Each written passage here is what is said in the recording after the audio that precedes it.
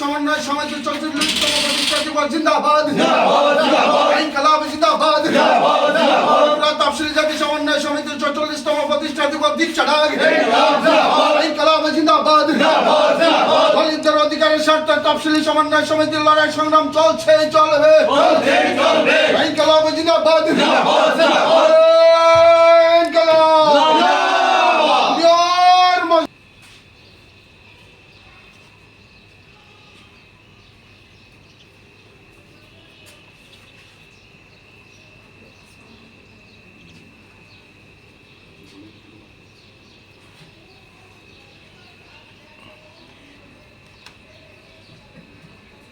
মজদুর এক হও, কাল মার্কস বাণী আর বার, দুনিয়ার দলিত এক হও, কবি অনিল সরকার, চর্মকার সভাসুন্দর মৎস্যজীবী হরিজন।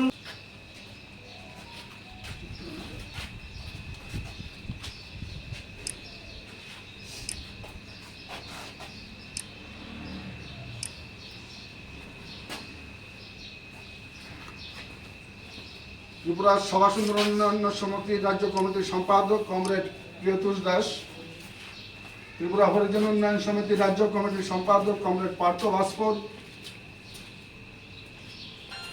ত্রিপুরা তফসিলি জাতি সমন্বয় সমিতি সদর মহকুমা সম্পাদক কমরেড কাজল দাস, ত্রিপুরা মৎস্যজীবী ইউনিয়নের রাজ্য কমিটির অন্যতম নেতৃত্ব কমরেড মিন্ময় দাস,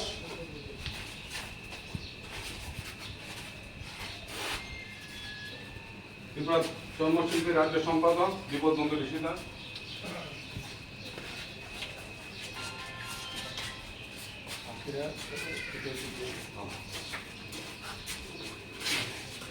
ত্রিপুরা রাজ্য কমিটির সদস্য লিপিকা দাস, কৃষ্ণা দাস সম্পর্কে বলতে গিয়েও বলেছিলেন ভারতবর্ষের অগ্রগতির অন্যতম অন্তরায় হচ্ছে জাত ব্যবস্থা। জাত ব্যবস্থার জন্যেই ভারতবর্ষের এই অগ্রগতি সম্ভব না। এই জাত ব্যবস্থা অবসান করতে হবে। Doctor B.R.. আম্বেদকর এই জাত ব্যবস্থার বিরুদ্ধে সারা জীবন লড়াই করে গেছে। আমরা ত্রিপুরা তফসিলি জাতি সমন্বয় সমিতি 1982 সালে এই তফসিলি জাতি সমন্বয় সমিতি প্রতিষ্ঠিত হয়, কিন্তু তার আগেই ত্রিপুরা রাজ্য মৎস্যজীবী ইউনিয়ন, ত্রিপুরা সভাসুন্দর উন্নয়ন সমিতি, ত্রিপুরা হরিজন উন্নয়ন সমিতি, ত্রিপুরা চর্মশিল্পী সমিতি গঠিত হয়। এই চারটি সংগঠনকে নিয়েই 82 সালের 5ই মে এই প্রাক্তন পুরনো এমএলএ হোস্টেলে 2 নং এমএলএ হোস্টেলে এই সংগঠনের প্রতিষ্ঠা হয়। প্রতিষ্ঠাতা সভাপতি কমরেড অনিল সরকার, যার অন্যতম উদ্যোগেই এই সংগঠন প্রতিষ্ঠিত হয়। আজ অনিল সরকার সহ আমাদের অনেক প্রতিষ্ঠাতা নেতৃত্বরা আমাদের মাঝে নেই, তাদের প্রতি গভীর শ্রদ্ধা জ্ঞাপন করছি। আমাদের সংগঠনের মূল লক্ষ্য হচ্ছে জাতহীন, বর্ণহীন, শোষণহীন একটা সমাজ ব্যবস্থা প্রতিষ্ঠিত করতে হবে। এই লড়াই আমরা জারি রেখেছি। আজকে ভারতবর্ষে আরএসএস পরিচালিত বিজেপির নেতৃত্বে এই সরকার, আরএসএস এর মূল লক্ষ্যই হচ্ছে মনুবাদ। যারা আমাদের দেশের স্বাধীনতার পর স্বাধীন দেশের সংবিধান রচনা করেছিলেন ডক্টর বি.আর. আম্বেদকর, আম্বেদকরের নেতৃত্বে সংবিধান পরিষদ, সেই সময়ে এই সংবিধানকে বিরোধিতা করেছিল আরএসএস। তাদের একটাই দাবি ছিল মনু সংহিতার অনুরূপ সংবিধান চালু করতে হবে।